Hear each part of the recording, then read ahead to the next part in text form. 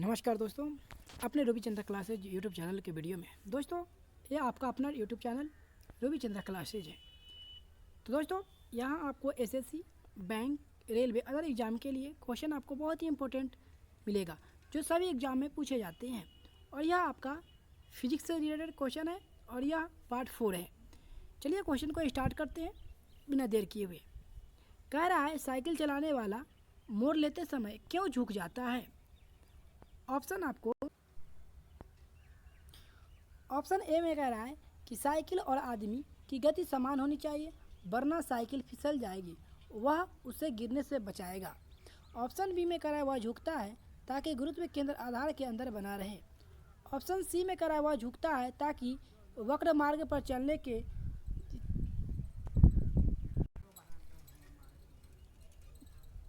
पर दबाव डाल सके। ऑप्शन डी में कह रहा है वह झुकता है ताकि वक्र को और तेज़ी से पार कर सके। दोस्तों यह प्रश्न जो है आरआरबी 2004 में पूछा गया क्वेश्चन है और इसका सही आंसर जो होगा वह ऑप्शन आपका बी नंबर हो जाएगा। वह झुकता है ताकि गुरुत्व केंद्र आधार के अंदर बना रहे। चलिए नेक्स्ट प्रश्न की ओर बढ़ते हैं। नेक्स्ट प्रश्न जो है वह कह रहा है कि दूध से क्रीम निकालने में कौन सा बल लगता है।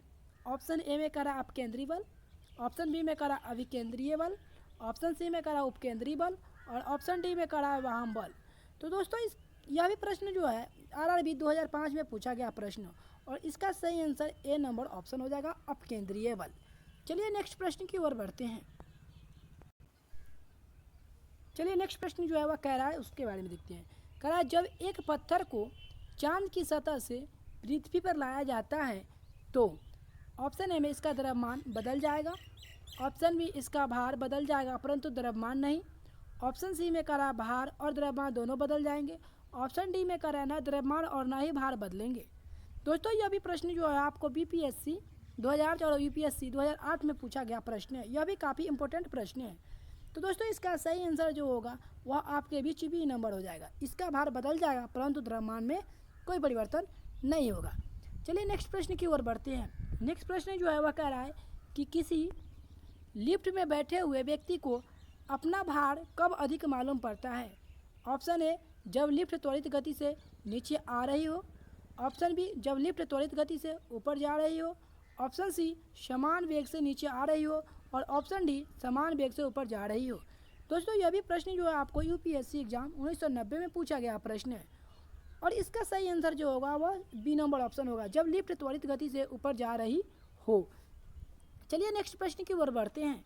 नेक्स्ट प्रश्न देखते हैं। कह रहा है एक लिफ्ट में किसी व्यक्ति का प्रत्यक्ष भार वास्तविक भार से कम होता है जब लिफ्ट जा रही हो। ऑप्शन ए में त्वरण के साथ ऊपर, ऑप्शन बी त्वरण के साथ नीचे, ऑप्शन सी समान गति के साथ ऊपर और ऑप्शन डी समान गति से नीचे। दोस्तों यह भी प्रश्न जो है आरआरबी के 2000 एग्जाम में पूछे गए 2004 के एग्जाम में पूछे गए प्रश्न है। तो दोस्तों इसका सही आंसर जो होगा वह बी नंबर ऑप्शन होगा त्वरण के साथ नीचे।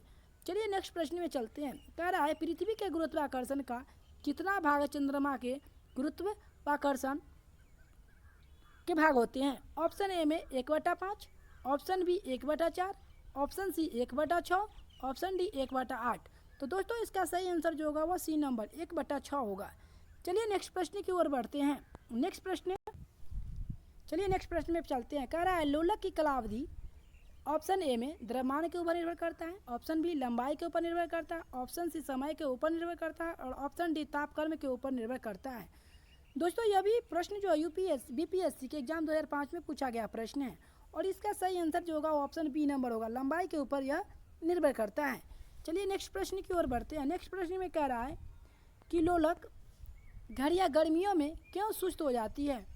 ऑप्शन ए गर्मियों के दिन लंबे होने के कारण, ऑप्शन बी कुंडली में घर्षण के कारण, ऑप्शन सी लोलक की लंबाई बढ़ जाती है जिससे इकाई दोलन में लगा हुआ समय बढ़ जाता है और ऑप्शन डी नंबर में गर्मी में लोलक का भार बढ़ जाता है।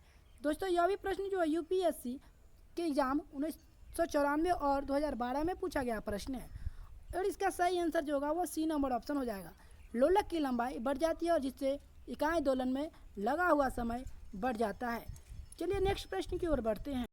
नेक्स्ट प्रश्न में कह रहा है कि किसी सरल लोलक की लंबाई 4% बढ़ा दी जाए तो उसका आवर्तकाल क्या होगा?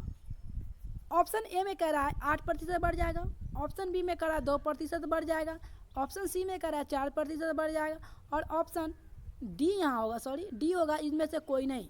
तो दोस्तों यह भी प्रश्न जो है वह RRB 2004 के एग्जाम में पूछे गए प्रश्न है, और इसका सही आंसर जो होगा वह 2% बढ़ जाएगा।